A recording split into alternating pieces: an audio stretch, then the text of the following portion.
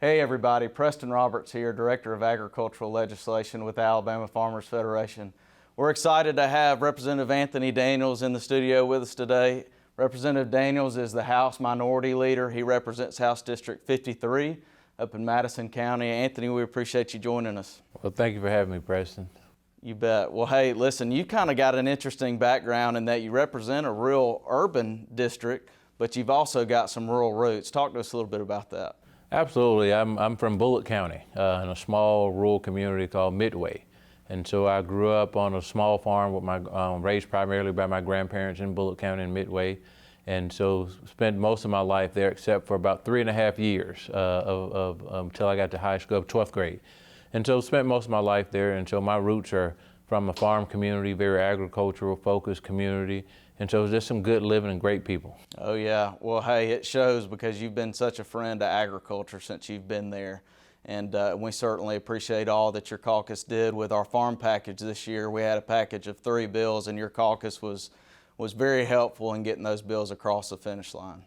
Absolutely. You know, anytime we get an opportunity to provide some type of tax relief to our farmers, you know, whether it's their equipment, because farmers that are producing shouldn't be taxed any more than they're being taxed to death right now. And so we just got to provide some relief for them. We're providing relief to families and people all across the country right now as a result of the pandemic. And our farmers are just not getting what they deserve. And so they are producing all of our food and our products, and especially those farmers that are Alabama grown. And so we want to make certain that we continue to support them in their efforts and do whatever we can to save a few dollars. Well, thank you. Yeah, we certainly appreciate that and all that you've done and your caucus. You've just been a tremendous leader, really, in the state. Talk to us a little bit about your philosophy and how you approach leadership for the Minority Caucus. Well, for me, you know, at the end of the day, it's about being at the table, not on the table. And many have heard that's been said a long time, and that's an old saying from my grandparents' days. And so for me, it is being relevant and being effective. And so where there are areas of common ground, let's focus on those areas, because they're not red or blue or Democrat or Republican, they're Alabama issues and that impact Alabama families. And so we come together on those particular issues, and there are some issues that there's a breakdown where we have a different ideology about how to get to a certain point. But from all in all, we've been very pro-business and pro-growth.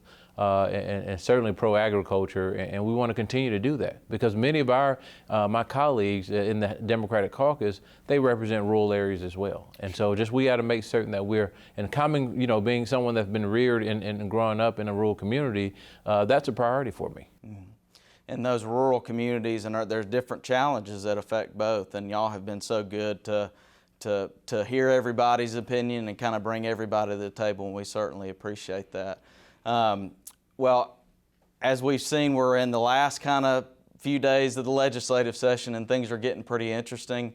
Our members have taken a position this past summer in our policy development meeting, a stronger opposition to gambling. We've had a gambling bill in the Senate, kind of a comprehensive bill, and just Tuesday of this week we had a straight lottery bill filed in the House. Talk to me about what the caucus's position is on those bills and kind of maybe what you see going forward in these last few weeks. Well, right now, you know, it's very late in the session, and so everybody's trying to figure out what's going on and seeing whether or not what movement is going to happen in the Senate. And so we prepare in case there is a move in the Senate, and so we're starting to prepare for that. We're starting to have conversations, and some of our colleagues are you know, have a different approach to the gaming issue, and some of my colleagues that's within the caucus staying firm on their core beliefs for their community. And so I think at the end of the day, we got to prepare something in case it does happen. And so what we're doing, we're in the stages of preparing something and making certain that if there are things that we believe that dollars of revenue generated where it should go, we want to make certain that we have those packages together and put together and submit those to Senator Albritton at the appropriate time. But, you know, because the bill was introduced, you know, last week or what have you, it's been very challenging to get folks to really zero in on that, because everyone is out right now trying to figure out, I got to get home. I have an election in front of me. I'm trying to get home as quickly as possible to get back into campaign mode before my May 24th primary. And so that's what's on the mind of many of my colleagues on the Democratic Caucus. But all in all, I think that at the end of the day, they want to see something that's fair and something that's going to help the state.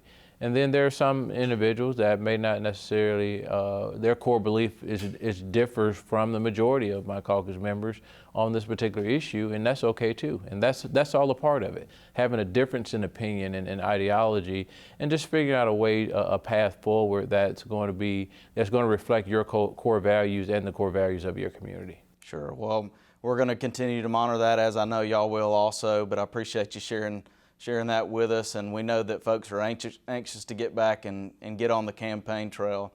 Well, guys, hey, thank y'all for joining us. Hope y'all have had a good week, and we certainly appreciate Representative Daniels joining us today. Well, thank you, Preston. Thank you. And we're going to send it over to Russ Durrance, who's got an interview with Representative Pebblin Warren.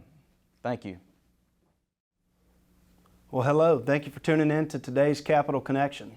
I'm Russ Durrance, State Legislative Programs Director here at the Alabama Farmers Federation. Today it's my honor to have Representative Pebblin Warren with me from House District 82. So we're glad to have you here today. We're going to talk a little bit about the peanut bill, but before we get into the meat of this, I'd really like to hear a little bit about you and about House District 82. Well, thank you so much for the invite. Anytime I can brag on my district, I try to brag on it. But 82 is a very unique district. It spreads across Macon County, Lee County, and currently Tallapoosa County. But the main source is dealing with our agriculture. I mean, we have farmers, you name it, from all the vegetables you can raise to all the animals you can raise, including the goats and everything else. We have it in the district. And one of the things that during my tenure as a legislator, and as I started working with Alpha and started working with my local federation group in Macon County, I really started learning about ag.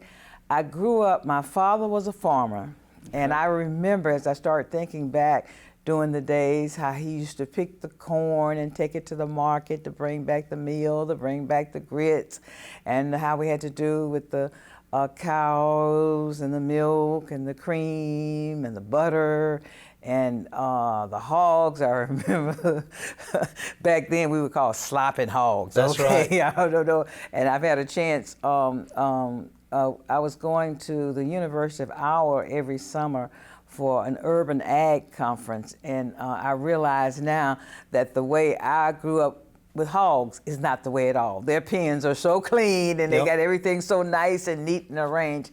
But I remember those days, and as I started thinking about it, I was working with Region 5 workforce, and now for about the last 8 years, every year we have a career discovery program where we bring in 8th graders.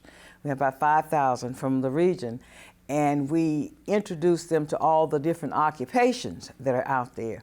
And as they start getting everything in order, I had to express my concern. I said, we got everything in here except ag. Yep. I said, we got to focus on ag. So with Auburn University and Tuskegee University, they have really been concentrating on occupations in ag because, it's so sophisticated now. Until the young kids don't want to get into it because all they think of is hot work and hot season. But, ag now has gotten to be so technically refined until I think the more we do with introducing that at an early age to our students, the better off it's going to be. So right now we are concentrating on ag, and as I mentioned earlier, we're even working with the school and trying to come up with a specialized ag school to deal with it. So there are a lot of things, and there are two occupations that will always exist. That's the funeral home business and the feeding business, okay? You're exactly right. So ag is always going to have a prominent place to play, and that's why, like I said, it's just interesting to me as I learn more, and when I see anything interesting and new with ag perspectives, I always try to look and find out where I am. Well, you have always displayed your love of agriculture and your appreciation for the agricultural industry down here in Montgomery, and we certainly appreciate you for that. And obviously, it's very important to District 82, being that you've got Tuskegee right there in your backyard. So just last week, you were able to help us out on a bill that we were passing, trying to get passed out of the House. It was House Bill 350. It deals with making the peanut the official state legume for the state of Alabama. So you were able to come down to the well and testify a little bit about that. We have been working and had the opportunity to work with some of your colleagues there in the House to help make sure that George Washington Carver was honored in that bill to make the peanut the state legume. So tell me a little bit about that bill and about Carver and his work there at Tuskegee. Well, I was very, very impressed with Representative Allen's inclusiveness. Not that he just mentioned the name, he gave some educational information. That was very, very impressive to me to hear. And even more impressive was to see that my colleagues, when they finished, gave a long standing ovation. You know, and that's where I think we are falling short in the state of really making sure that our history is known. And again, I'm the education little crazy girl over there. I like to always worry about the kids. But I think those are the type things that we need to treasure and pass on to our kids so they can understand, that, it just didn't start today. We've had researchers for years and years. And with Carver, when Dr. Washington brought him to Tuskegee, he knew he was the right person, because you had all these, in the Black Belt, the whole area was basically farming. And you had all these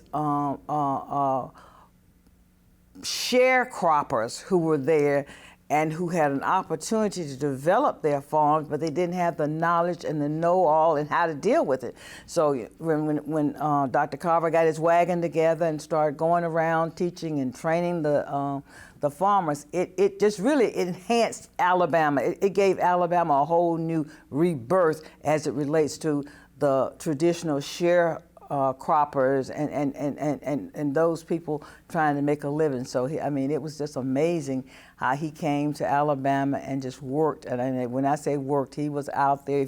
If you get a chance to visit the museum, you see the wagon that he started on and things there. So it was just amazing to see what he did in his lab and how committed his love was for nature. It's just amazing. And I mentioned in my presentation in the floor how every day he wore a live flower. Every day. So it never, there was no season for his flowers. He knew how he could keep them growing and keep them in a full bloom out there. Well, he certainly deserved to be included. His work there with the peanut crop and with all of our crops here in Alabama and everything that he did there at Tuskegee was well-deserved, and we certainly appreciate all that Dr. Carver has left here as a legacy in the state of Alabama, and our peanut folks are tremendously grateful for his legacy. And we love him. Peanut, when you start looking at all the things, and to be honest with you, I learned something new. Was it last week, a week before last, when we had the farmers there with the peanuts? That's right. I had never had a grilled peanut butter sandwich. And I can't wait to get in my kitchen and start experimenting with a grilled peanut, because it was delicious. Well, we're glad to hear that. Jacob Davis and the Alabama Peanut Producers Association love putting on that event. We do those grilled peanut butter and jellies all the time. So it was a jelly or honey? Somebody told me it's an apple jelly. So it's apple jelly, peanut butter. They're grilled up right fresh on the flat top, and they do a wonderful job. Okay, so. Now you've told me the secret. Somebody told me We're proud to have it was honey. I said, okay, now I know it's apple jelly. We will take care of you, and we can always get you some more of those. I can't wait to fix them for my grandkids. That's going to be their surprise lunch one day. Absolutely. Well, we appreciate you being in the studio with us today. We certainly appreciate your support, as well as the Democratic Caucus's support of House Bill 350, helping name the peanut the official state legume for the state of Alabama. So thank you. Thank you for being with us today. Again, I'm Russ Durrance, Legislative Affairs Director for the Alabama Farmers Federation, joined today by Representative Pebblin Warren, House District 82. Thank you for tuning in.